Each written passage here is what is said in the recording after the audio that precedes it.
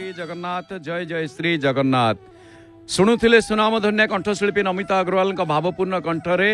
जगन्नाथ चका नयन नील माधव तुम्हें न रखिले आउ किए रखिब सतरे वास्तव रे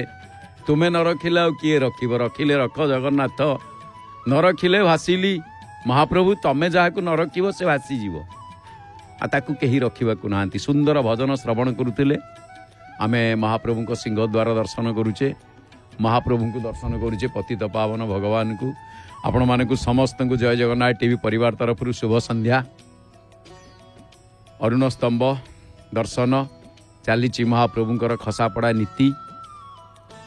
तेणुक महाप्रभुंर दर्शन सर्वसाधारण दर्शन भीतर दर्शन बंद अच्छी एपटे संक्रांति संक्रांति होम आपण मैंने देखुंट संक्रांति होम अग्नि दर्शन करुछंती एक प्रकार यज्ञ अग्नि कहले मध्य अत्युक्ति हेब नाही प्रति संक्रांति रे भक्त माने निज निजर मनोकामना पूर्ण करिया पई जे जेमती संक्रांति होमरे खई प्रसाद घी इत्यादि अर्पण करती जहाँ अरुण स्तंभ पाखरे आमे एटी संक्रांति होम दर्शन करुचे ए होमरे इष्ट देवता होचंदी अग्नि ब्राह्मण मानकर गुरु अग्नि अग्नि का गुरु सूर्य सूर्य कूल जन्म महाप्रभु जगन्नाथ किंतु सूर्य कूलर कुलदेव सूर्य कूल जन्म श्रीराम आ सूर्य कूलर कुलदेवता महाप्रभु श्री जगन्नाथ जुआड़ू गले आपण माने बुले बंकई आसिक सेठी पहुंचे केन्द्र बिंदु होचंदी महाप्रभु श्री जगन्नाथ तेणु आम अरुण स्तंभ दर्शन करुचे पुणी तांको दर्शन रे कौन ना सेठी शाक्त दर्शन तापरे शाक्त दर्शन सहित महाप्रभुंकर जमितिगा कि शैव दर्शन गणपत्य दर्शन सबु प्रकार दर्शन जगन्नाथ तत्व आपण माने पाई परिबे जेमिति उदाहरण स्वरूप जगन्नाथंक नीतिकांति रे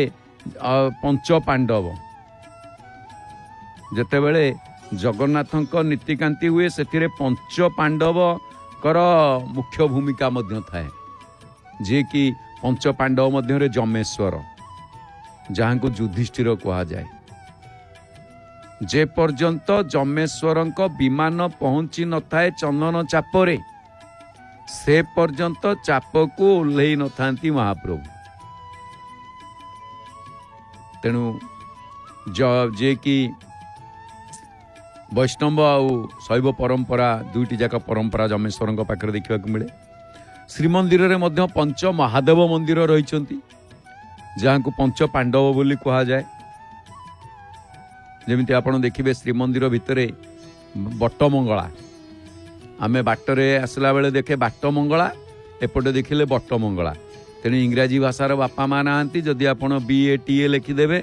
बटमंगला कहे बाटमंगला कहे दीटा जाक अर्थ गोटे इंग्राजी रे लिखिले किंतु बट आमर ओडिया रे देखंतु हिंदी रे मध्य क आगडंडा एमती ब आगडंडा बा लागिवो सेमतिगा ये बटमंगला से बाटमंगला बा सर्वमंगला कई कहितांती बटमंगला को सेई जो भीतर बेड़ार 90 जमी संख्या जोठी के पंच महादेव सेठी अछंती पंच महादेव पंच पांडव कहा जाए पंच पांडव कहले पंच महादेव कहले आग आपण माने देखंतु जमेश्वर तापरे नीलकंठ लोकनाथ बा लाउकेश्वर मार्कंडेय कपाल मोचन एठी गोटे कथा ये हेले पंच महादेव आज सोमवार आमे नीलचक्र पतित पावन बाना देखुचे प्रत्येक जानी यात्रा रे आउ मूलतः बलभद्र तत्व शंकर तत्व आमे एठी देखुचे आउ जे त्रेतयारे लक्ष्मण जो परंपरा रामानुज संप्रदाय रामानुज कहले राम को अनुज लक्ष्मण रामानुजाचार्य तेणु तांको ठारू से रामानुजाचार्य समय रे एठी तिलक जो आपण देखुचंती लागिची रामानंदी तिलक ये तांकरी समय रे एठी स्थापन करा जायछि गुमुटरे मध्य रामानंदी तिलक स्थापन करा जायछि सिंह को मध्य रामानंदी तिलक स्थापन करा जायछि श्री लक्ष्मी मंदिर मध्य एक समय रे प्रतिष्ठा करा जायछि मंदिर भितर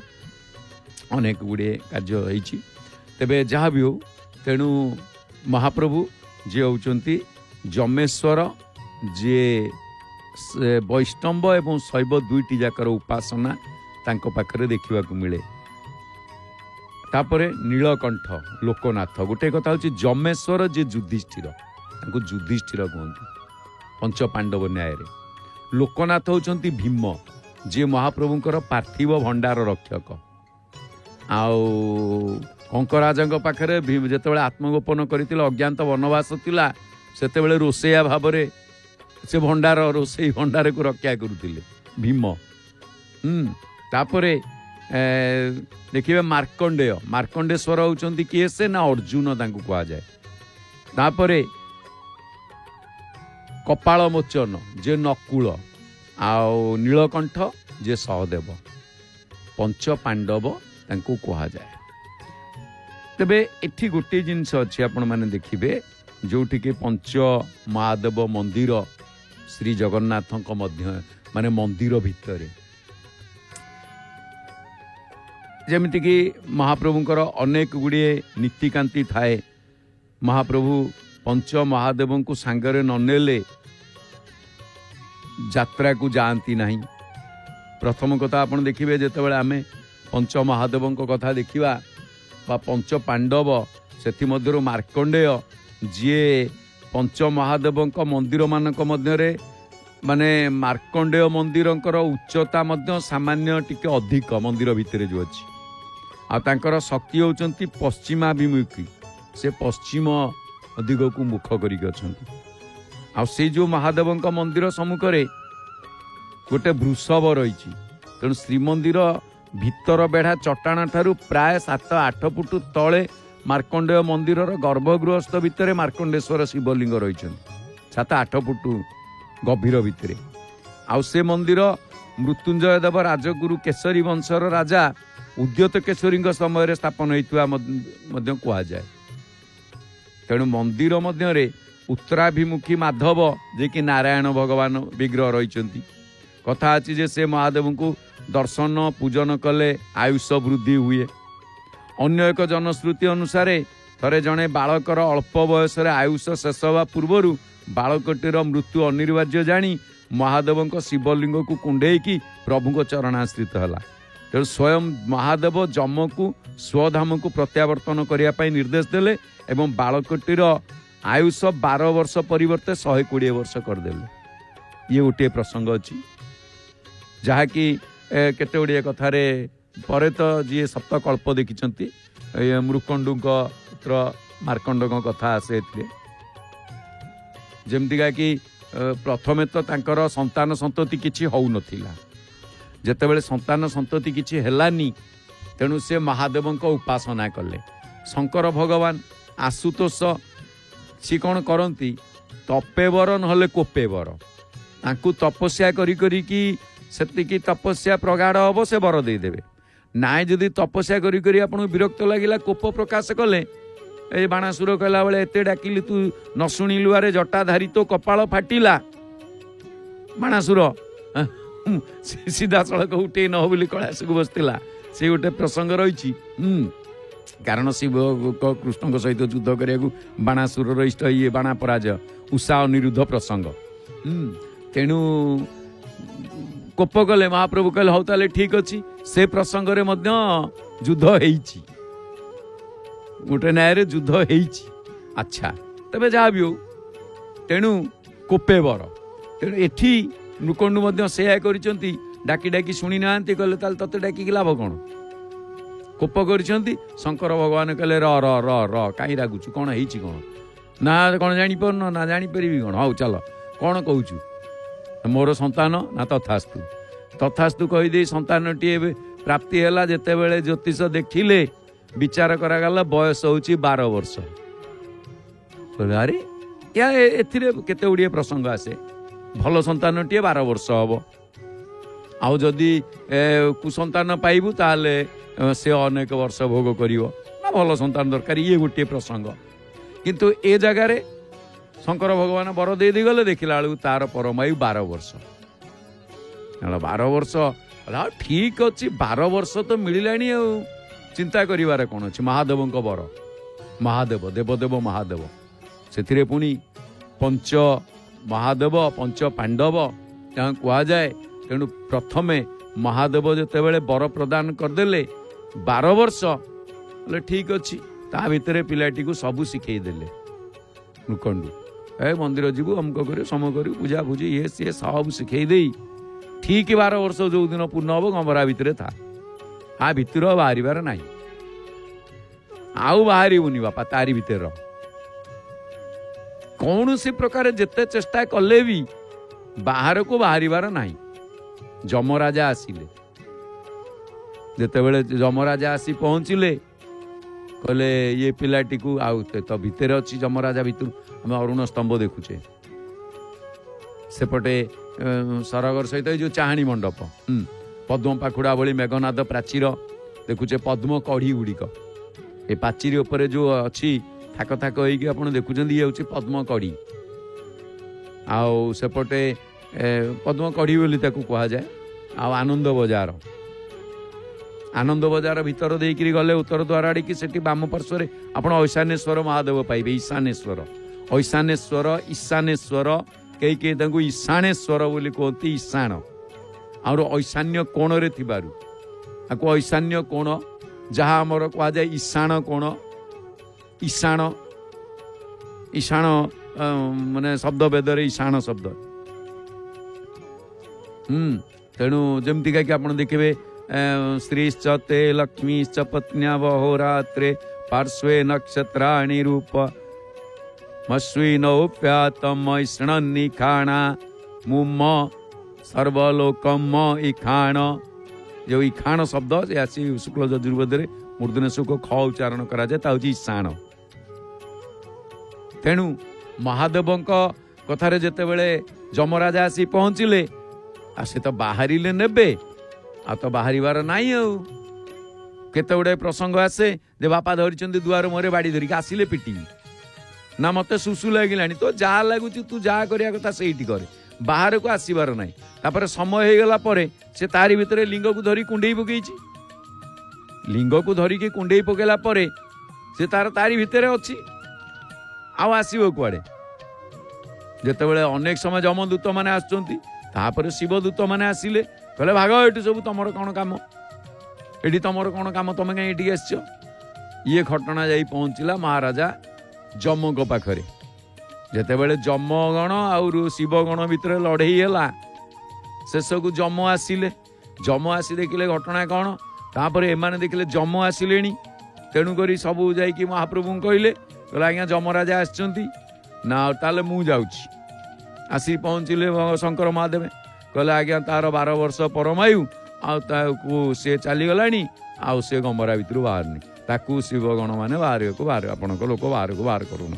ना कहीं तुम पांजी आनिल चित्रगुप्त को डकाला आउ चित्रगुप्त जानी आपण बड़ विचित्र से चित्रगुप्त हिया कविवर राधानाथ भाषा बड़ पारिवार पांजिया पणिया ता पांजिया पणिया बड़ पारिवार ता पांजिया आगे कई कुआड़े जाई नाहांती आमे देखुचे बड़ छता मठ सिंहद्वार दर्शन करुचे भक्त माने किए केमिति बसिचंती अपातत 10टा समय दर्शन खोल भक्त माने तापर दर्शन करेंगे पांजी नहीं आसिले शंकर भगवान कौन कले कहले कहीं कौटी कौटी कौटी लिखाई ता ना कौटी लिखाई कही से ना रे आउ जनकर बयस था 120 वर्ष तार 120 वर्ष से भोग कर सारा सी कहीं कौटी कौटी कहला बेलू सेठू गोटे सुन लिभिगला ता 120 वर्ष अच्छा से सुनटा को आनिक ये 12 वर्ष देखले कहीं कौटी एईटा एईटा कही सी आंगुठीटा दाबी देला बेलू से गोटे सुन बसीगला सी है 120 वर्ष देखला बेलू कहले यार तो 120 वर्ष परमाय अच्छी तुम कौन ताको 12 वर्ष आस नबाकू पांजी ठीक कर पलि आस ना नाई आज्ञा एमती पुणी देखले कहला देख तुम बाउला कर देच आउ कार 120 वर्ष थी भोगिला से 12 वर्ष थी 120 वर्ष भोगिला कारण देखिले 120 वर्ष तो भोगिला जी दिन भोग करवा कथा तो करगला ताठू जदि गोटे सुनटे काटिकी एपटू पलि आसले यार 120 बसी जाऊँगी कौन असुविधा अच्छी भोग करदे तेणु सी देखिले से नाम आउ गोटे जगार रही 120 वर्ष से 12 वर्ष कहले जहाँ को नवा कथा नहीं न से 120 वर्ष बंचिलानी अथच जी 120 बंचब तमें ताको आसीच 12 वर्ष नहीं जा जो कह जाए जम को माने जम जे न जान बालू तो जुबा जीबू बोली मन करा किंतु जम को मध्य शंकर भगवान कथारे जम आड़े जाते आ शंकर उपासक से ही मृत्युंजय मृत्यु को से जय करिसंती आ सी चाहिए सबू माने एपट सब उल्टो पाल्ट कर किंतु सी उल्टो पाल्ट करती केमिति सी किछि करंतीनी सत कथा कहबा सी जहाँ करती तांको संसार को महाप्रभु जगन्नाथ चलाती शिव जहाँ भावती जहाँ करने को इच्छा करती जहाँ को जहाँ दबा को इच्छा करती महाप्रभु ताकू पूरण कर दियंती कारण मम इष्ट बालकराम शिव पाखे अच्छी कौन कि शिव पाखे अच्छी कौन कहले तांको मंदिर को जीवे गोटे चोर जदि चोरी करिया जीव शिव मंदिर कौनटा पाइब किछि पाइब ये गोटे पात्रटी उपरे आउ सेठी दुआर मोरे वृषभ सी भी बसीची पथर मूर्ति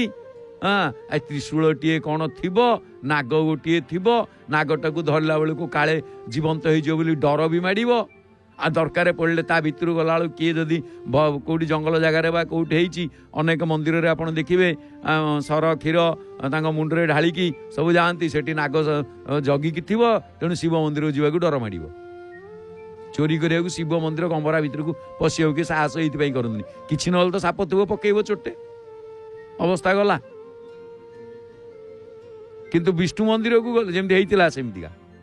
सेमती होता शिवरात्रि समस्त दिन रे पूजा राति पूजा जाओ गोटे चोर ता घर तो खाइया ना चोरी करी पेट पोषे कौन कर कुआड़े कि मिललानी आ दिने जाइकी से जागर थाए से दिन समस्ते जे जुआड़े पूजा आराधना लगी से मंदिर टी अर्धभग्न मंदिर थिला कई जाती कहला आरी भितर को जाऊँगी जी चोरी करी आनीमी जहाँ थी जाए देखला बेलू कि ना ता भितर कहला गोटे रंग नंबर रे डायल करदेली मु माने नुह आ कौ विष्णु मंदिर जाइते वस्त्र वस्त्र जी महाप्रभु पिंधुंट कुआड़े नहीं गले महाप्रभुंर माल खंडे जो नाकुआसी नाकचଣା से खंडक जदि किए नब नाकुआसी मूर्ति गोटे नब बा माल नेले भी किए पैसा देदेव कि जगन्नाथंकर ये आनी माँ को देखुं आपण मैंने माँ को मंदिर रे आमे माँ को दर्शन करुचे माँ को सीधा तोरण लक्ष्मी की दर्शन करुचे आलोकमालार माने आलोकमालार जो आलोक अवश्य ये गोटे आलोक गोल होगी पड़ी चारिपटे आलोक अच्छी तेणुक आम आलोक माला बोली कहे किंतु कृत्रिम आलोक आलोकित होती माँ आम माँ को दर्शन करुचे तोरण लक्ष्मी या देवी सर्वभूतेषु मातृरूपेण संस्थिता नमस्तस्यै नमस्तस्यै नमस्तस्यै नमो नमः माँ को आम दर्शन करुचे प्रभु लक्ष्मी नारायण महाप्रभु जगन्नाथ लक्ष्मी नहीं कि जाई नथिले मन भारी दुख थिला महालक्ष्मी रसगोला गोटे खुआईदे आसिकी गेल अवस्था दीपद कहीदे जहाँ तो कली लगिला लगिला तापर मन बुझीगला कौन कथा ये तेणुक जिते बड़े सी लोग चोरटी देखिला शिव मंदिर बसला किसी कुआड़े पाइलानी कहला कौन करी देखिला ऊपर गोटे पात्रटे अच्छी सी पात्र जे सेटिके हाथ पाउने ठिया हेले कौन करा विचार कला जाऊँगी सीधा सड़क शिवलिंग उपर ठिया गला शिवलिंग उपर ठिया है से पात्रटी को खोलिया लगे यह बिकिदेवी शिवंक तत्व ना महादेव पंच महादेव अच्छा जिते बड़े से भाविला जे से पात्रटी बिकिदेले जहाँ टंके 8 टଙ୍କା 5 ଟଙ୍କା 10 ଟଙ୍କା जहाँ हम से चलवा कौन करवा तो किसी ना कौ विष्णु मंदिर जाइए वस्त्र बंशी उपढौकन जहाँ नहीं किसी ना मूर्ति उठे नहीं जाता चोरंकर कौन अच्छी जे सी जहाँ पाइबे दियो ना देवता हाँ छाड़ एत कथा कौन मिल हाँ चल जहाँ आसी तो गले आउ कुआड़े तो जाई हेनी कहीकि जिते बड़े खोलिबा को जाए से पात्रटी शिवलिंग उपर ठिया ही जाए सांगे सांगे बर मांगो थरीगला गोटा कला बर मांगो ये किए से ना बर माग कौन बर मागुच माग ले शब्द कुआड़ू आसिलानी ना रे भय करनी मु देवदेव महादेव कौन बर मागुच माग ना प्रभु मोर भूल है मत क्षमा कर दिंतु ना भूल कौन है कौन बर मागुच माग ना ନାଇଁ ମୋର ନା ଭୁଲ କିଛି ନାହିଁ ନା ମୋର ଠିକ ତାହେଲେ ପ୍ରଭୁ କ'ଣ ହେଲା ନା ଶିବ କେମିତି ଭୋଳା ବାବା ଶିବ ବା ଭୋଳା ସେଇଥିପାଇଁ ଆମର ସବୁ କହନ୍ତିନି ଯେଉଁ ଯାଉଛନ୍ତି ଟିକେ ବ୍ୟଙ୍ଗ କରିକିରି କହନ୍ତି ଏଇ ଯେଉଁ ସବୁ କାଉଁରିଆ ଭାଇମାନେ ଆମର କିନ୍ତୁ ବ୍ୟଙ୍ଗ ଠିକ ନୁହେଁ ଶିବ ଶଙ୍କର ଭଗବାନ ଏ ଶୋଇଛନ୍ତି ଆରେ ଭୋଳା ବାବା ପାଣି ଢାଳି ତାଙ୍କୁ ଉଠେଇ ଦେବା ଏସବୁ ବିଭିନ୍ନ ପ୍ରକାର କିନ୍ତୁ ଏଇଟା ଠିକ ନୁହଁ ମୋ ମତରେ ଆମେ ଗୋଟେ ମାନସିକ ପୂର୍ଣ୍ଣ ନିଷ୍ଠାରେ ଆମେ ଯାଉଛେ ସକ କରିବାକୁ ଯାଉନେ ତେଣୁ ସେ ଯାହା ବି ହଉ ଯେତେବେଳେ ବରମାଗ କହିଲେ ଭୋଳା ବାବା ଇଏ କହିଲା କ'ଣ ବର ମାଗିବି ଆପଣ କ'ଣ ଜାଣିନାହାନ୍ତି ଯେ ମୁଁ କ'ଣଟା ଠିକ କଲି ଆପଣ ମୋତେ ବର ଦେଉଛନ୍ତି ନାରେ ଆଜି ଶିବରାତ୍ରି କିଏ ଦୀପ ଜାଳି ବସୁଛି କିଏ ନଡ଼ିଆ ବାଡ଼ଉଛି କିଏ ଭୋଗ କରୁଛି କିଏ ବେଲପତ୍ର ଚଢ଼ଉଛି କିଏ କ'ଣ କରୁଛି କିନ୍ତୁ ତୁ ନିଜେ ତୋତେ ହିଁ ସମର୍ପଣ କରିଦେଲୁ ସିଏ ସେମାନଙ୍କର ଦ୍ରବ୍ୟ ଅର୍ପଣ କରନ୍ତି କିନ୍ତୁ ତୁ ନିଜେ ମୋ ଉପରେ ଆସି ଠିଆ ହେଇଗଲୁ ମାନେ ତୁ ତ ନିଜକୁ ସମର୍ପଣ କରିଦେଲୁ ମୁଁ ଆଜି ଖୁସି କ'ଣ ମାଗୁଛୁ ମାଗେ ପ୍ରଭୁ ଆପଣ ଜାଣିନାହାନ୍ତି ଯାଉ ମାଗିବି କୁହାଯାଏ ସେଇଦିନଠୁ ତା ଚୋରି ବୃତ୍ତି ଛାଡ଼ିଗଲା ମହାପ୍ରଭୁ ଏତେ କୃପା କଲେ ତଥାସ୍ତୁ କହିଦେଲେ ଯା ଘର ଦ୍ୱାର ଗୋପ ଲକ୍ଷ୍ମୀ ସବୁ ପରିପୂର୍ଣ୍ଣ ହବ ଆଉ ମହାପ୍ରଭୁଙ୍କ ସାନ୍ନିଧ୍ୟ ତୁ ପାଇବୁ ବାସ୍ ତାର ତ ଆଉ କିଛି ଇଏ ନଥିଲା ବାସ୍ ତାପରେ ତ ମହାପ୍ରଭୁ ପୁରା କଲେ ଆଉ କ'ଣ ଶିବଙ୍କ ପାଖରେ ଅଛି କ'ଣ କିନ୍ତୁ କହିଦେଲେ ହଁ ତାକୁ ମହାପ୍ରଭୁ ସେଇଥିପାଇଁ କହନ୍ତି ଶଙ୍କର ଭଗବାନ ଯେ ମୋର ଇଷ୍ଟ ହଉଛନ୍ତି ମମ ଇଷ୍ଟ ବାଲକ ରାମ ଶଙ୍କର ଭଗବାନଙ୍କର ଇଷ୍ଟ ମହାପ୍ରଭୁ ଶ୍ରୀରାମ ଜଗନ୍ନାଥ ପୂରଣ କରନ୍ତି ମହାପ୍ରଭୁ ପୂରଣ କରନ୍ତି ତେଣୁ ଏଠି ପଞ୍ଚ ମାଣ୍ଡବ ତତ୍ଵ ମହାପ୍ରଭୁଙ୍କ ସହିତ ସଦାବେଳ ପାଇଁ ମାନେ ଓତପ୍ରୋତ ଭାବରେ ଜଡ଼ିତ ତେଣୁ ସେଇ ଯେଉଁ 12 ବର୍ଷଟା 120 ବର୍ଷ ହେଇଯାଇଥିଲା ତାପରେ ମାର୍କଣ୍ଡଙ୍କର କଥା ସପ୍ତକଳ୍ପ ସିଏ 120ରୁ ପୁଣି ସପ୍ତକଳ୍ପ ଯେଉଁ ଗର୍ଭଗତେ ମାର୍କଣ୍ଡ ସପ୍ତକଳ୍ପ ଦେଖିଲା ଆପଣ ଦେଖିବେ ମାନେ ମହାପ୍ରଭୁଙ୍କ କଥାରେ ସପ୍ତକଳ୍ପ ମାର୍କଣ୍ଡେୟ ଋଷି ଦେଖିଲେ ତେଣୁ ଯେଉଁ କଳ୍ପବଟ ପାଖରେ ମହାଦେବ ହେଉଛନ୍ତି ଅକର୍ମ କର୍ମଦାୟକ ସିଏ ଯାହା କର୍ମରେ ନଥିବ ଦବାବାଲା ସିଏ ବ୍ରହ୍ମା ତ ଇସ୍ତଫା ଦେବା ପାଇଁ ଯାଇକି ପହଞ୍ଚିଗଲେ ଜଗନ୍ନାଥଙ୍କ ପାଖରେ ହେଲେ ମୋର ଇସ୍ତଫା ଗ୍ରହଣ କର ନା ଇସ୍ତଫା କାହିଁକି ନା ନୁହଁ ଯିଏ ତ ବଦମାସଠୁ ଆରମ୍ଭ କରି ଯିଏ ଆସିଲେ ସିଏ ତ ସମସ୍ତେ ପହଞ୍ଚି ଯାଉଛନ୍ତି ଶଙ୍କର ଭଗବାନଙ୍କ ପାଖରେ ଶଙ୍କର ଭଗବାନ ତ ତଥାସ୍ତୁ କହିଦେଉଛନ୍ତି ଆଉ ସିଏ ତ ଉତ୍ପାତ ମଚଉଛନ୍ତି ମୁଁ ତାହେଲେ କରିବି କ'ଣ ମୁଁ ସୃଷ୍ଟି କରିକି ନା ତମେ ତ ସୃଷ୍ଟି କରିଛ ଆଉ ତାର ସମାଧାନ କରିବ ଆଉ ଶଙ୍କର ଭଗବାନ କହିଲେ ଏମାନେ ତ ମୋତେ ମାଗୁଛନ୍ତି ମୋର କ'ଣ ଅଛି ମୋ ପାଖେ ତ କିଛି ନାହିଁ ଆଉ ମୋତେ ଯଦି କିଛି ନାହିଁ ଭିତରେ କିଏ ମାଗୁଛି ଆଉ ତାକୁ ମୁଁ ତଥାସ୍ତୁ କହିବିନି ଆଉ କ'ଣ ଅଛି ଆଉ ତା ଏବେ ତାଙ୍କର ପୂରଣ ହେଇଯାଉଛି ମୋର କ'ଣ ଭୁଲ ଜପଉଁ ଯା କେ ଶଙ୍କର ସତନାମା ଅର୍ଥ ଶିବ ପୂଜା କର ଫଲ ସୁତ ସୋଇ ଶିବଙ୍କୁ ପୂଜା କଲେ ସେଇ ଫଳ ମିଳେ ଅବିରଳ ଭଗତି ରାମପଦ ହୋଇ ଅବିରଳା ଭକ୍ତି ମିଳେ ଶିବ କିଛି ମାଗନ୍ତି ତାଙ୍କର କିଛି ଦରକାର ନାହିଁ ନିଜ ବସ୍ତ୍ର ପରକୁ ଦେଇ ଶିବ ଚାଲିଲେ ଲଙ୍ଗଳା ହୋଇ ଦିଗମ୍ବର ତାଙ୍କୁ କୁହାଯାଏ ଦେହ ଗେହର ଜ୍ଞାନ ନଥାଏ ତେଣୁ ସେଇ ଯେଉଁ ମହାଦେବ ସିଏ ମହାଦେବ ହେଉଛନ୍ତି କ'ଣ ନା ପଞ୍ଚ ପାଣ୍ଡବ ପଞ୍ଚ ମହାଦେବ ଅକର୍ମ କର୍ମଦାୟକ ବା ସଦା ମଙ୍ଗଳମୟ ସି ଅର୍ଥ ପାପ ନାଶେ ବ ମୁକ୍ତିଦାତା ମନାସେ ଏ ଦୁଇ ଅକ୍ଷର ମିଶିଲା ଶିବ ନାମ ଗୋଟିଏ ହୋଇଲା ପୁଣି ଶିବ କଥାରେ ଆପଣ ଦେଖିବେ ଶିବାୟ ଶିବତରାୟ ନମସ୍ତେ ରୁଦ୍ର ମନ୍ୟବ ଯାହାକୁ କୁହାଯାଏ ରୁଦ୍ର ତାଙ୍କର ଭୟଙ୍କର ନାମଟା ହେଉଛି ରୁଦ୍ର ଯେମିତି ମହାପ୍ରଭୁଙ୍କର ଜଗନ୍ନାଥଙ୍କର ଭୟଙ୍କର ରୂପ ହେଉଛି ନୃସିଂହ ସେମିତି ଶିବଙ୍କର ଭୟଙ୍କର ରୂପ ହେଉଛି ରୁଦ୍ର ରୁଦ୍ର ଧୂର୍ଜଟି କିନ୍ତୁ ପ୍ରଥମ କଥା ରୁଦ୍ର ଜନ୍ମି ରୋଦନ କଲୁ ଯେଣୁ ତୋ ନାମ ରୁଦ୍ର ହେଉ ତେଣୁ ତେଣୁ ତାଙ୍କର ଯେତେବେଳେ ଆସେ ତାଙ୍କର ଅଷ୍ଟ ଅଧ୍ୟାୟ ଅଭିଷେକରେ ତାକୁ ରୁଦ୍ରାଷ୍ଟାଧ୍ୟାୟୀ କୁହାଯାଏ ରୁଦ୍ରୀ ଅତିରୁଦ୍ରୀ ରୁଦ୍ରୀ ପାଠ ଅର୍ଥ ରୁଦ୍ରଙ୍କ ପୁସ୍ତକ ତାକୁ ପାଠ କରିବା ରୁଦ୍ରୀ ତେଣୁ ସିଏ କ'ଣ କରନ୍ତି ସମସ୍ତ ପାପ ତାପକୁ ଅପହରଣ କରିଦିଅନ୍ତି ସମସ୍ତ ପାପ ସେଥିପାଇଁ ବିଶେଷ କରି ଶିବ ମନ୍ଦିରରେ ସୋମବାରରେ ଭିଡ଼ ଲାଗେ ଶିବଙ୍କୁ ଯିଏ ପୂଜା କରେ भगवान जगन्नाथ तांकु ग्रहण करती जेते राक्षस सब तांकर इष्ट शिव शिवंकर बैर बहुत कम। हिरण्यकश्यपु शिव को पूजा कला हर को पूजा कला हरि की मानिलानी फल तार ओलटा फल ओलटा। रावण शंकर को पूजा कला हर को पूजा कला हरि की मानिलानी फल फल ओलटा पतन। से राम रामेश्वर स्थापन करी शंकर भगवान को पूजा करी आराधना करी रावण भलिया प्रबल प्रतापी विप्लवी दिग्विजयी को परास्त कले। तेणु शिव कृपा तेणु शिव कौन करती समस्त पाप ताप को अपहरण करती। सेमिति चारोटी जो क्षुद्र महादेव मंदिर मार्कंडेय मंदिर को लागिक रही सी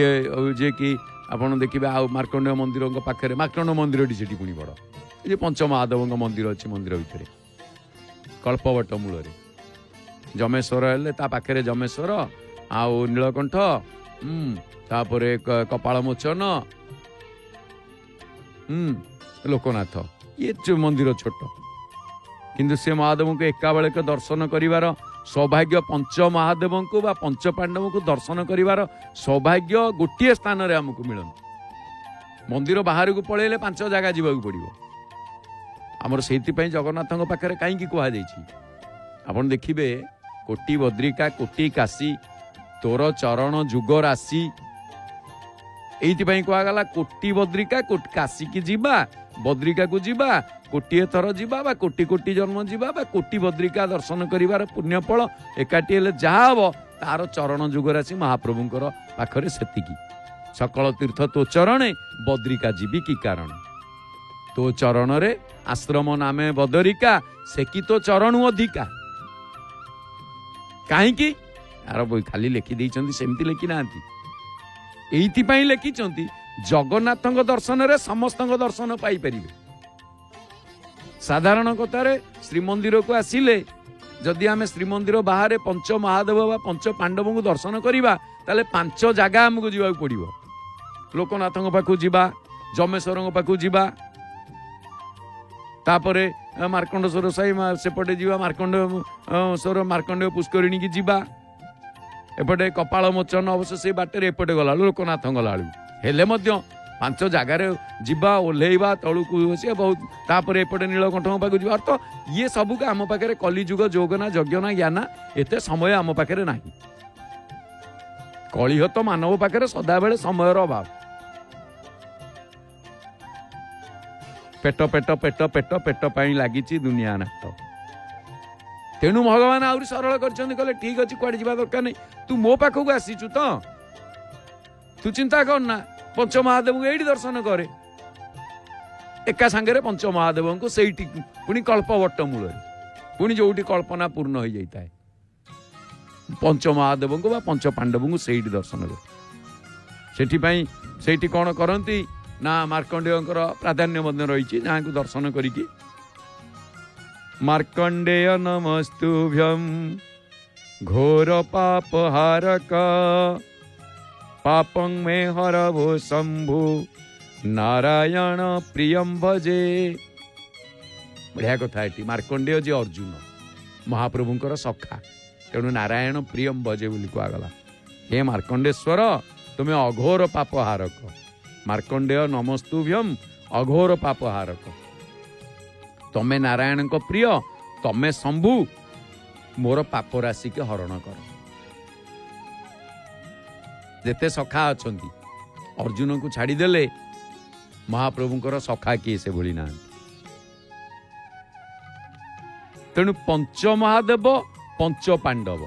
तांको कथा को आपण देखिबे पंच महादेव भितर गौड़वाड़ साई रे प्रतिष्ठित प्रभु होउचंदी जमेश्वर लोकनाथ मणिकर्णिका साई रे कपाल मोचन मार्कंडेय पुष्करिणी मार्कंडेश्वर तापर इंद्रद्युम्न सरोवर निकट रे नीलकंठ ये सब रहस्यमय ठाकुर आम बड़ देउल को देखुचे नीलचक्र को सीधा प्रसारण रे तेणु ये जो पंच महादेव मध्यरु जमेश्वर सी होउचंदी हरिहरात्मक विग्रह सी होउचंती हरिहरात्मक विग्रह। कारण हरिहरात्मक विग्रह कहले कौन ना तांको बेलपत्र भी दिया जाए, तुलसी मध्य दिया जाए, तांको विष्णु रूप में उपासना करा जाए, तांको शिव रूप में उपासना करा जाए। आर मुख्य अर्थ कौन ना महाप्रभुंकर आत्मा होउचंती शंकर, महाप्रभु निजे, तेणु करी से कहती ममात्मेव महादेव ब्रह्मा मद गात्र संभव। ममात्मेव महादेव अर्थ मोहर आत्मा पशुपति, मोर आत्मा शंकर होउचंती मोर आत्मा। तेणु यही जो जमेश्वर हरिहरात्मक विग्रह महादेवंकर सी होउचंती पुणी चंद्रशेखर मूर्ति। ये पंच महादेव श्रीक्षेत्र रे पंच पांडव भाव में सुप्रतिष्ठित है कि चंदन यात्रा रे से संश्लिष्ट होइकी आसुचंती। जेतेबेले महाप्रभु कथा को आसे पंच महादेव तांको सांगे आउर आश्चर्य कथा आपण देखिबे। पंच महादेव को महाप्रभु केते ऊर्ध्वरे रखिचंती। सबुठारु आनंदर कथा मदन मोहन भूदेवी श्रीदेवी जो चापरे बसंती से चापटी छोट, जो थे पंच महादेव रामकृष्ण बसंती से चापटी बड़, से चापटी बड़ बड़ चाप सी आदिदेव बड़ भाई बड़ बाड़ से चापटी बड़ रखते से न्याय तो देखले 7 जन मूर्ति बसंती से जो हुए यही पारे। अन्य पक्षरे आदिदेव न्याय रे बड़ भाई न्याय रे तांकु सम्मान दबारे। तेणु तांकु सेठी जेतेबेले बड़ चापटी तांको पई तैयारी कले, बलभद्र कहले अरे कन्हई तोर तो सबु बड़ ना, तू तो तोर बेसी खाइबू बेसी सब बड़ दरकार, तू गोटे काम कर रथटा तोर बड़ दरकार, मोर छोट कर दे 6 इंच, मोर बड़ दरकार नहीं, मु बड़ हवा को चाहेनी। समस्ते निजको निजे बेसी बड़ मने, अरे मु बड़ स्वभाव रे बड़, किंतु मु देखे हेवा पई मु बड़ नुहे, तो रथ बड़ हब कहीं ना। भल कथा एटी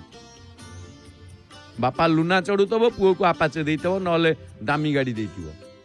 बापा साइकेल रे जाउतब पुओ तार कार चलिकी बुलुतिबो चढ़ी गर्व। एटा होची बापांकर खातिर, बापा या चाहती बापा हले कपड़ा पछे पिंधु तांतु पुओ मोर 5 हल पिंधु। तेणु बड़ भाई सदा बेले सान भाई की आग दे अग्र अधिकार दे थांती, ता कथा को से बुझन। तेणु एठी जते बेले बड़ चाप हो गला जते गले सेई बहाना रे कहले नाही नाही तम संगे आउ 5 जण जाउछंती पुरा, ए 5 जण संगे आउरी पुणी रामकृष्ण अछंती, राम माने बलराम, आ बलराम बड़ नुह, तेणु चापटी बड़। बलराम कहले अरे ये तो भल कथा हला, हौ आमे 5 2 7 जाउछु बोली बड़ गाड़ीटा आ सीधा कथा आमे जतेबेले 3 जण जीवा गोटे छोट गाड़ीटा नहीं कि जीवा 5 सीटर नबा ना आउ कोन नबा, किंतु जतेबेले 7 जण होई जिवे बाध्य होई कि आमे 7 सीटर 8 सीटर बड़ गाड़ी देखिबा। तेणु तांको पई कहले बड़ गाड़ी ना, एठी सिना तू मते कहि देलु ठीक अछि, रथ बेलू तोरी रथ बड़ हब, तोरी रथ बड़ हब ना ना हेई परिबनी सबुतरे बड़ ना। ताले गोटे काम कर सुभद्रांग चक्कर, सुभद्रांग रथ सबुठु सान माने जोटा कि 44 फुट 6 इंच, जगन्नाथ रथ 45 फुट 6 इंच, बलभद्र रथ 45 फुट, किंतु चक सुभद्रांग रथर चक बड़। ठीक अच्छे ए बहुते करदबा। देखु केते हिसाब कि माने भ्रातृप्रेम। तेणु बड़ चाप बा लाल रंगर चाप पुणी जहाकू नामकरण कौन ना बलभद्रंक तत्वरु भद्रा, भद्रा चाप, जी भद्रतार केबे हेले सीमा उल्लंघन करी नांती। राम कृष्ण पंच पांडव विजय करती, तेणु से चापटीर ना भद्रा, महादेव तत्व ये जोटा कि लाल रंग आकर्षण, पुणी आगे रामकृष्ण पछरे पंच महादेव। तेणु सान चापटी कौन ना से रहिले धला मंडणी रे नंदा जी आनंद वर्धन करते विशेष करी कहवाकू गले बड़ भाईंकर ये खुशी रे निजे खुशी हवा अन्य को अधिक दे निजे खुशी हवा ये होची नंदा। तेणु से चापटीर नाम नंदा, से चापटी नंदा चाप। तेणु गोटे जिनस आपण देखिबे जेतेबेले वास्तव रे शिव तत्व जगन्नाथ बलभद्र ये उभय कथा को जेतेबेले आमे लक्ष्य करिबा पंच महादेव तत्व कारण प्रत्येक जानी यात्रा रे जेतेबेले रथ यात्रा रामकृष्ण जाती माने जेतेबेले एठी शिव तत्व को छाड़ी की जगन्नाथ तत्व माने आग को जाएनी शिव तत्व को सांगरे नहीं की जाए से शक्ति तत्व को सांगरे समस्त तत्व को सांगरे रखिक आगू को जाती जगन्नाथ नहीं कारण तांकु दर्शन करिया प्रथमे शिव कृपा प्राप्ति होगा पड़ो। उदाहरण स्वरूप अरुण स्तंभ को आम दर्शन करदे जाऊ जाऊ जेमितिका आम पतित पावन महादेव को दर्शन कले एपटे हनुमान को बाम पटे एकादश रुद्र हनुमान तांकु दर्शन करिया पड़े टिके आगू जेमती गले सांगे सांगे काशी विश्वनाथ 22 पाहाच रे पाहाच चढ़ीबा आरंभ हो गला काशी विश्वनाथ जो द्वारे जातु सबु द्वारे शिवंकर मूर्ति तेणु शिव होउचंती कौन ना आर्यतर देवता हेले मध्य वैदिक रुद्र शिवंक सहित सहधर्मी होकी भारतीय संस्कृति रे ख्रीष्टपूर्व द्वितीय शताब्दी बेलू अग्र अधिकार लाभ कला बा प्रिय हो उठी शिव तत्व ख्रीष्टपूर्व द्वितीय शताब्दी कथा जैन और बौद्ध धर्मर प्रबल प्रतिरोध फल शिव अरूप वेश लिंग भाव उपासित हेले जैन और बौद्ध धर्मकर भितर रोध प्रतिरोध चलला शिव सेठी माने रूप न थाई कि अरूप एपटे जगन्नाथ को कहा जाए रूप रेख नाही ये शून्य दे अछ उदे है संत अभिराम परमहंस भाषा रे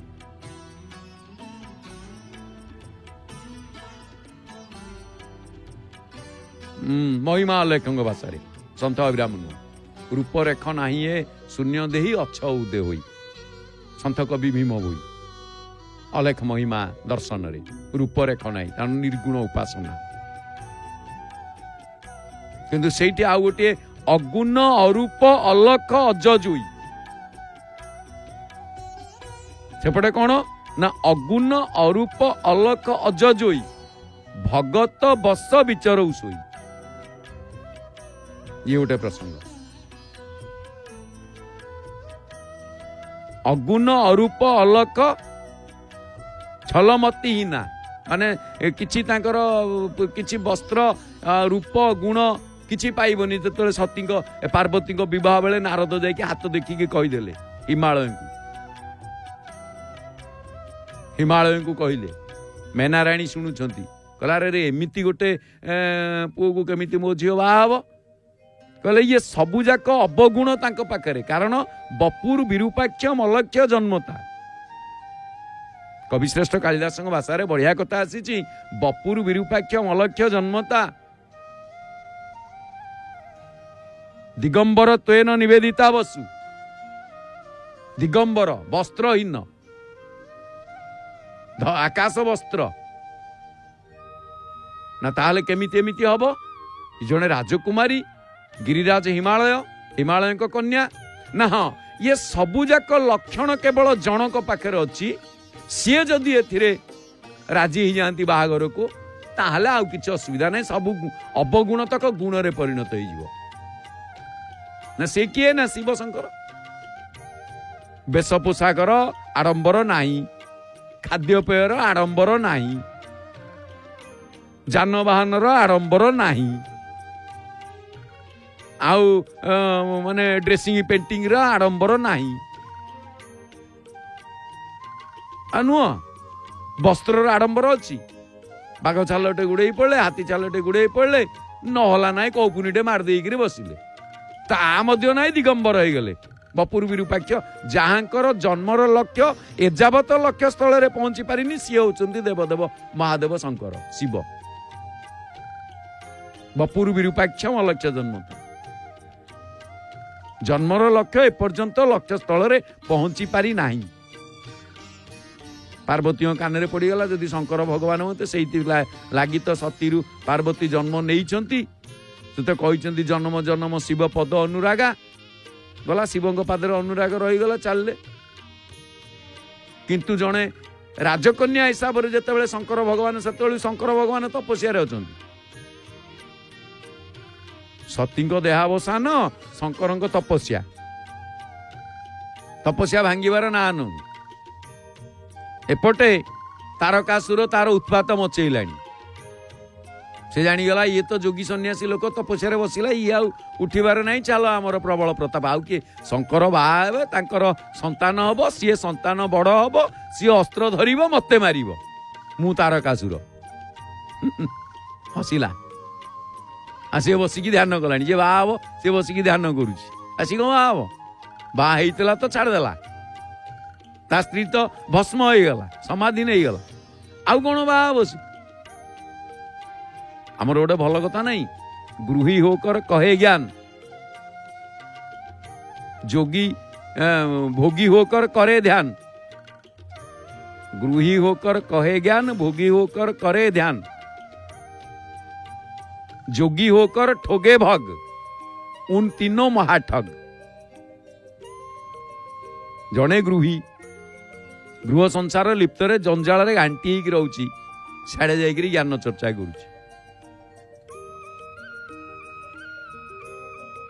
तेणु विरक्त वैष्णव विप्र बोली कहुई पुणी गृही कौन ये गृही दुई प्रकार कथा आसी गृहस्थ सन्यासी पुणी अच्छा मैंने जी मो घर मो संसार मो द्वार जी मोर मोर मोर मोर हूँ सी ज्ञान वितरण कले ताकि किए शुण तापरे जोगी भोगी मु न खाइले रही पारिबिनी दिन को 5 थर खाइबी खाइया को बड़ा हाला बस ध्यान करी गोटे ठकामी कथा नुह आ बड़ा तो है खाइब जी तो देले खाइब तमें तो दिन को 5 थर खाइले भी तुम किसी असुविधा तुम खाइब ध्यान कौन कर तो उपास रुम देखा तुम ध्यान करुच जोगी तमें तो जोग आत्मा को परमात्मा सहित जोग कर आड़े सुंदरी रमणी पछरे कहीं गोड़ेब तेणु या ठक बोली कहुए उन तीनों महाठग। तेणु शंकर दर्शन तारकासुर गोटे कथा कहला कहला ये सब जी पाला नुह सी ध्यान कले मु मोर एथर मो उत्पात जमी आम आम राजनीति करवा से बेलू कामदेव को डकाला ध्यान रू किए उठेब ध्यान भग्न हम माँ पार्वती राजकन्या बेश जाउछंती कंदर्प को डाकी देइछंती इंद्र तम द्वारा काम अच्छी ना कौन पाई मते महाराज डाकिले ना तमर कर्तृत्व मु तो जानी ना मु शिव हेले माने जोग को भांगी पारे मो पंचशर या लक्षण ना आम तो से डाकीचु तेणु आग चला हवा द्वारा काम खत्म सदाबले आग चला हबनी आम से तुमको डाकीचु कहीं ना से जदि कही था महाप्रभु को कोपरू कहीं बंची ना हुए तो कंदर्प मना कर दे था कि आग चलाई कहले मु शिवंकर शिव भली लोक बा शिव हेले मुझे जोग भांगी पारे मो कंदर्प सर ये आसीगला आत्माभिमान ना आम तो से तुमको डाकीचु शिव जोग भांगिया आंब गछरे बसिले पंचसर मारी ना केवल टंकारी देइचंती धनुटी फूल सरटी को सेतिक बेले तृतीय नेत्र खोलीगला शंकर भगवान टिके नाकू कंपन आसला जो तृतीय नेत्र भ्रुकुटी कंपन आसी सांगे सांगे चाहिदेले कंदर्प पड़ा तले पड़ा सीधा भस्म हो गला आंब गछ डालर गोटे पत्र भी जलिनी गोटे पत्र भी जलिनी आंब डालर याकू सब जाउछंती जे कि तांकू वरण करने मोहिबा जाउछंती पार्वती राजकन्या है कि सखी मान सांगे नहीं सी देखिले कंदर्प कौन ये जलीगला जा मु कौन ये आसी जड़े तपस्वी की जड़े राजकुमारी कि माने प्रेम नवेदन करी बह करी सहित संपर्क स्थापन करी पाइबा हेले मत जड़े तपस्विनी हवा पड़ो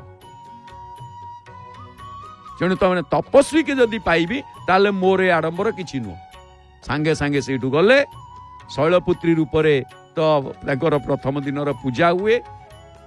किंतु तापरे से कौन कले ना ब्रह्मचारिणी तपचारिणी तपस्या आचरण कले कठोर तपस्या कले से कठोर तपस्या आरंभ कले जे जने तपस्वी को पाइबा हेले तपस्वी हवा पड़ो जड़े गृहस्थ जीवन यापन कले छुआ पिला जंजाल कर से सब कर ये गृहस्थ गृही हवा पड़ो आमतीका कि बह करदेवी मु सका गला बेलू घरे पिला किए स्कूल जी कौन कर जानी मुझे मंदिर में बसबी बाहा कहीं होता जोटा कि पार्वती प्रसंग आसला तपस्या देखिले जड़े तपस्वी की पाइबा हेले मत तपस्या निहाती अनिवार्य ब्रह्मचारिणी सेटा कि द्वितीय स्वरूपर नवरात्रि पूजा हुए ब्रह्मचारिणी एत प्रगाढ़ तपस्या तांको भली तपस्या कहीं करना उमा ना ही अपर्णा पर्ण छाड़देले माने तांको माँ कहले जे माँ एभली तपस्या माँ माने कर नाई माने एटी घोर तपस्या एटी एभली तपस्या कर नाई तांका ना हेगला उमा पर्ण छाड़देले आग खाद्यपेय छाड़देले पर्ण खाऊतिले पर्ण भी छाड़देले बेलपाती मही पर सुखाई बेलपत्र मध्य खाऊतिले सुखिला बेलपत्र किछि दिन खाइले ता मध्य परित्याग कले ना हेगला भयौ नाम तब होयौ अपर्णा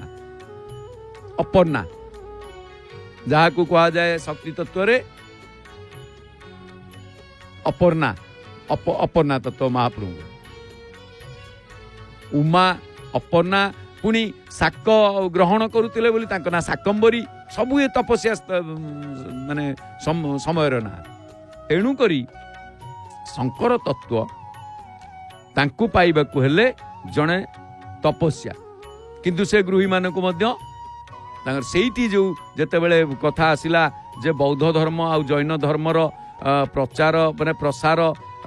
जेतेबेले ओडिसा रे हला ता पूर्वरु लिंग उपासना लोकप्रिय थिला तेणु डॉक्टर मायाधर मानसिंह तांको मतरे जगन्नाथ मूलतः शिवलिंग थिले डॉक्टर मायाधर मानसिंह मत दियंती इतिहास को आम छाड़ी पारिबानी ऐतिहासिक मैंने जहाँ लिखिं तेणु गोटे नील मुगुनी पत्थर रे निर्माण करा जाइतवा एक शिव कालक्रमे शबर मान द्वारा नीलमाधव रूप से पूजा पाइथिले बोली मध्य किछि प्रमाण मिले तेरे पूर्व भारत रे ख्रीष्टपूर्व प्रथम शताब्दी रे सुंग राजत्व काल रे शैव धर्मर अभ्युत्थान घटिला आमे बड़ देउळ को देखुचे असन पाट एवं सीताविंजी प्रवृत्ति रे ओडिशार प्राचीनतम शैव स्थापत्य आमको देखा मिले जोटा कि एते भितर आपण देखिबे ओडिशा रे प्राचीनतम शैव स्थापत्य जदि असन पाट सीताविंजी एटी देखा मिले किंतु लिंगराजंकर उपासना भुवनेश्वर ताठार आउरी प्राचीन ये गोटे प्रसंग लिंगराज जोड़िए बड़ देउल बोली कहा जाए भारत वर्ष रे ओडिशा रे जोड़िए बड़ देउल कविवर राधानाथ कहते बड़ देउल लिंगराज मंदिर को बड़ देउल कहते बड़ देउल हैला केमिति बड़ देउल कहले जगन्नाथ आमे कुआडे जाऊ ना बड़ देउल देखुछु किंतु कविवर राधानाथ कहते बड़ देउल अस्तगामी रवि विवाह अटकिला बड़ देउल त्रिशूले भार्गवी पुलिनु उड़ी गले हंसराली भार्गवी पुलिनु हंसराली उड़ी गले खंडगिरी चूले आ पूर्वर आसीगला अस्तगामी रवि विवाह अटकिला बड़ देउल त्रिशूले जदि जगन्नाथ रथ को जगन्नाथ मंदिर को देखिले आप देखुले जगन्नाथ मंदिर रे बड़ त्रिशूल अच्छी एटा नीलचक्र ताले बड़ देउल कहले क्या अस्तगामी रविंकर किरण झटकिला क्या कौ बड़ देउल उपरे जगन्नाथंकर तो नीलचक्र आवाहन काल माने आरंभ नीलचक्र रही नीलचक्र त्रिशूल तो हूँ शंकर आयुध चक्र हूँ जगन्नाथ नारायण आयुध ताले बड़ देउल कहले क्या पुणी अस्तगामी रवि विवाह अटकिला बड़ देउल त्रिशूल रे भार्गवी पुलिनु हंसराली उड़ी गले हंसराली भार्गवी कूलू हंसराली भार्गवी कौटी जदियो भार्गवी चंदनपुर धाउड़िया पर माने एपटे धाउड़िया आम पुरी गले धाउड़िया नदी तापर चंदनपुर लागिक रही ଭାର୍ଗବୀ ନଦୀ, ତା କୂଳରେ ଚନ୍ଦନପୁର ଥାନା, ଗ୍ରାମ ଚନ୍ଦନ ପୋଖରୀ ବାଁ ପଟେ ଭାର୍ଗବୀ। ତାହେଲେ ଭାର୍ଗବୀ ନଦୀ ଇଏ ବି ଗୋଟେ ବଢିଆ ମାନେ ଦ୍ୱନ୍ଦ୍ୱପୂର୍ଣ୍ଣ କଥା, ଇଏ ଦ୍ୱିତାର୍ଥବୋଧକ ଶବ୍ଦ। ଏଠି ଯଦି ଦେଖିବେ ତାହେଲେ କଣ ହେଲା ନା ଭାଇ ଏଠୁ ଅଂଶରାଳୀ ଉଡ଼ିକି ଯାଇ ଖଣ୍ଡଗିରି କୋଉଠି? ଖଣ୍ଡଗିରି ତ ଭୁବନେଶ୍ୱର ରହିଲାଣି, କାରଣ ଏଇ ଭାର୍ଗବୀ ବୁଲିକି ଭୁବନେଶ୍ୱର ନିକଟବର୍ତ୍ତୀ ଅଛନ୍ତି, ତେଣୁକରି ସେ ଜାଗାରୁ। ତେଣୁ ଏଠି ନ୍ୟାୟତଃ ଏଠି ବଡ଼ ଦେଉଳ ବୋଲି କୁହାଯାଇଛି କାହାକୁ ନା ଲିଙ୍ଗରାଜ ମନ୍ଦିରକୁ ଶଙ୍କର ତତ୍ତ୍ୱରେ। ତେଣୁ ପ୍ରାକ୍ ସୂଚନାରେ ଯେତେବେଳେ ନୀଳମାଧବଙ୍କୁ ଦର୍ଶନ କରିବାକୁ ସତ୍ୟଯୁଗର କଥାରେ ବିଦ୍ୟାପତି ଆସିଲେ, ସେତେବେଳେ ସେ କଣ କରିଛନ୍ତି ନା ଆଗ ଲିଙ୍ଗରାଜଙ୍କର ଆଶୀର୍ବାଦ ପାଇଛନ୍ତି ମହାପ୍ରଭୁ ଦେବଦେବ ମହାଦେବଙ୍କର। ତେଣୁ ସପ୍ତମ ଶତାବ୍ଦୀରେ ଶଶାଙ୍କ ଭୁବନେଶ୍ୱରରେ ଯେଉଁ ତ୍ରିଭୁବନେଶ୍ୱରଙ୍କୁ ପ୍ରତିଷ୍ଠା କରିଥିଲେ ତାହା ଲିଙ୍ଗରାଜ ବୋଲି ଅନୁମାନ କରାଯାଇପାରେ। ଅଷ୍ଟମ ଶତାବ୍ଦୀ ବେଳକୁ ବୌଦ୍ଧ ଶୈବ ମଧ୍ୟରେ ସଂଯୋଗ ଘଟିଥିବା ମଧ୍ୟ ଲକ୍ଷ୍ୟ କରାଯାଏ। ଫଳରେ ଉଭୟ ଧର୍ମରେ ତନ୍ତ୍ରର ଅନୁପ୍ରବେଶ ଘଟିଛି। ବୌଦ୍ଧ ଧର୍ମରେ ଆଉ ଜୈନ ଧର୍ମରେ, ବୌଦ୍ଧ ଧର୍ମ ଶୈବ ଧର୍ମ ଇଏ ଉଭୟରେ କୁହାଯାଏ ଯେ ଯଦିଓ ବୌଦ୍ଧ ଆଉ ଜୈନଙ୍କ ଭିତରେ ମଧ୍ୟ ତନ୍ତ୍ରର ପ୍ରଭାବ ଘଟିଛି, ତେବେ